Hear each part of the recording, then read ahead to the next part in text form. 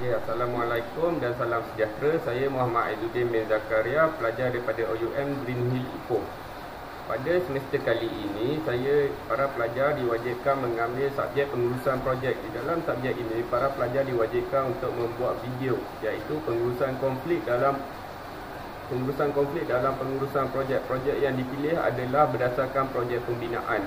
Okey, sebelum kita melihat apa itu konflik, kita perlu mengetahui definisi konflik itu sendiri. Konflik berlaku apabila ahli dalam kumpulan tidak bersetuju dengan pilihan yang dibuat oleh ahli lain dalam penyelesaian masalah atau membuat keputusan. Seterusnya kita akan melihat pengurusan projek.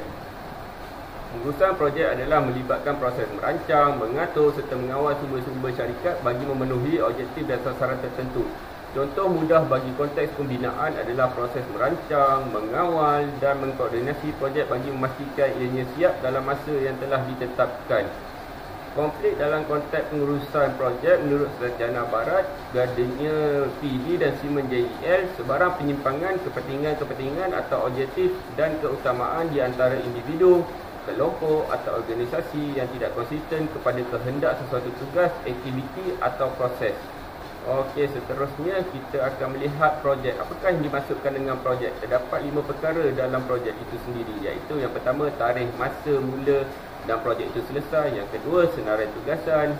Yang ketiga, pengurusan kewangan. Yang keempat, spesifikasi dan objektif. Seterusnya yang terakhir adalah pengurusan sumber. Okey, definisi projek. Sebarang aktiviti atau tugasan yang mempunyai tugasan yang mesti disiapkan mengikut spesifikasi yang ditentukan, tarikh mula dan tarikh siap, pengurusan sumber, wang, manusia dan lain-lain, sumber dan tahap kewangan dan senarai tugasan. Okey, seterusnya kita akan melihat definisi pengurusan projek dalam konteks pembinaan. Pengurusan projek boleh ditakrifkan sebagai perancangan keseluruhan, pengawalan dan koordinasi sesuatu projek daripada peringkat permulaan projek itu sendiri sehingga penyiapan projek itu berakhir dalam masa yang ditetapkan dan lingkungan serta kos yang ditetapkan seperti yang diharapkan oleh para pelanggan. Okey, seterusnya kita akan melihat konflik-konflik yang timbul dalam projek pembinaan. Projek pembinaan seperti mana yang kita ketahui bergantung kepada pelbagai maklumat dan keperluan termasuk pelan, analisa, kos reka bentuk, analisa risiko, dokumen kontrak dan jadual perancangan yang teratur. Semua pihak yang terlibat dengan projek memainkan dan menjadi penyumbang kepada pencapaian objektif projek itu sendiri. Konflik dalam projek pembinaan disebabkan pertelingkahan yang wujud terhadap fakta serta kaedah penyelesaian sesuatu permasalahan seperti reka bentuk pembinaan serta pengurusan, bajet kewangan projek itu sendiri. Okey, terdapat 8 tahap konflik yang dapat kita ketahui, iaitu yang pertama, konflik terpendam, kemunculan konflik, tahap peningkatan dan kemuncaknya adalah kebuntuan. Seterusnya dia akan pergi kepada tahap penurunan, tahap perundingan, tahap penyelesaian dan tahap pendamaian pada projek itu sendiri.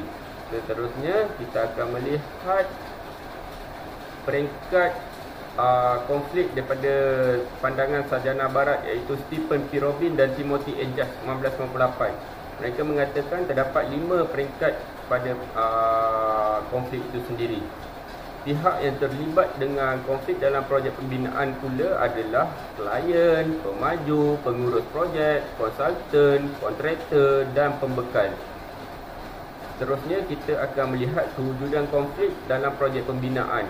Konflik timbul daripada awal projek bermula, awal daripada kertas cadangan sehingga projek siap. Contoh konflik yang boleh timbul adalah daripada proses reka bentuk, pengurusan kewangan, tarikh siap projek, masalah selepas projek iaitu aduan daripada pengguna. Okey, pada peringkat perancangan, pemilihan tapak yang kurang sesuai, pengambil alihan tanah yang belum selesai, keperluan pelanggan yang tidak jelas dan tidak lengkap dan peruntukan yang terhad merupakan konflik yang timbul semasa peringkat perancangan. Seterusnya, pada peringkat reka bentuk yang tidak sesuai, tidak praktik, tidak memenuhi keperluan pengguna, kurang maklumat, masalah koordinasi, masalah kewangan merupakan konflik yang dapat timbul semasa peringkat reka bentuk. Seterusnya, semasa peringkat perolehan, kelewatan melantik perunding kontraktor, yang tidak berkeupayaan merupakan konflik yang timbul.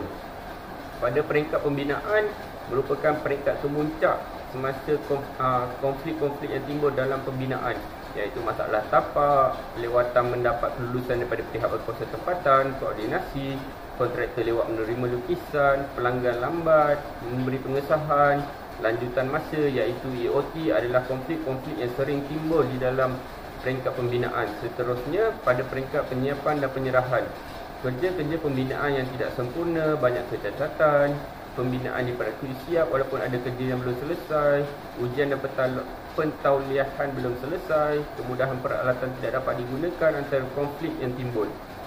Seterusnya, pada peringkat pembaikan dan kecacatan juga tidak terlepas pandang. Terdapat beberapa konflik utama iaitu kurang pemantauan, tiada penyelenggaraan, kecacatan dan kerosakan.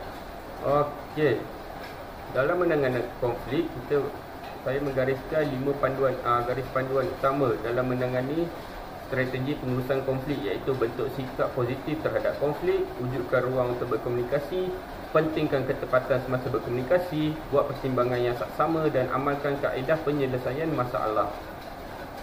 Okey, yang pertama, bentuk sikap positif terhadap konflik. Setiap ahli kumpulan daripada projek pembinaan seharusnya bersikap positif dan menerima segala kritikan yang boleh menyebabkan konflik. Yang seterusnya, wujudkan ruang untuk berkomunikasi. Ruang dan peluang berkomunikasi perlu diwujudkan sama ada semasa bermesyuarat atau di tapak bina. Seperti mana yang diketahui, komunikasi yang berkesan adalah komunikasi dua hala. Dengan mengamalkan komunikasi dua hala, konflik dapat dielakkan. Yang ketiga, pentingkan ketepatan semasa berkomunikasi. Seorang pengurus menjadi pendengar yang baik semasa berkomunikasi akan menjadikan kita sebagai mentor dan dihormati dan mengelakkan konflik yang timbul kemudian hari. Yang keempat, strategi pengurusan konflik adalah buat pertimbangan yang saksama. Pertimbangan yang saksama dengan mengambil kira pandangan semua pihak dapat menyebabkan konflik itu dapat dielakkan. Dalam sektor pembinaan, pertimbangan yang saksama merupakan elemen yang penting dalam kemajuan projek itu, dalam kemajuan projek dan memastikan projek itu siap dalam masa yang telah ditetapkan. Seterusnya, amalkan kaedah penyelesaian. Dengan mengadakan brainstorming semasa bermesyuarat ketika timbulnya sesuatu konflik merupakan langkah yang terbaik dalam menangani konflik itu sendiri. Setiap ahli kumpulan akan berpuas hati sekiranya idea yang dilontarkan mereka diguna pakai, dan jika idea tidak diterima, ahli kumpulan juga dapat mengetahui puncanya melalui kaedah ini. Penumpuan juga harus diberi kepada kaedah penyelesaian masalah dan bukan kepada individu itu sendiri, terutamanya dalam strategi pengurusan konflik.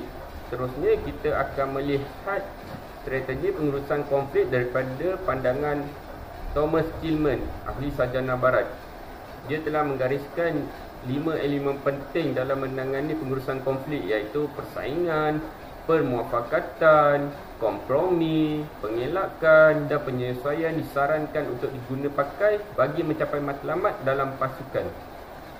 Kesimpulan yang dapat dibuat daripada pengurusan konflik pada konteks projek pembinaan adalah sesuatu yang tidak dapat dielakkan. Konflik timbul sedari awal projek lagi. Namun dengan adanya konflik yang timbul akan membuat sesuatu projek pembinaan berjaya disiapkan dengan jayanya. Namun di sebalik sudut yang lain pula, tidak semua pihak berpuas hati dengan adanya konflik. Justru dengan kepakaran pengurusan dalam menangani konflik dengan strategi yang berkesan, konflik dapat ditangani dengan baik dan semua pihak berpuas hati dari ini adalah termasuk daripada pembekal, pemaju, pekerja dan klien itu sendiri. Sekian, terima kasih dan Assalamualaikum.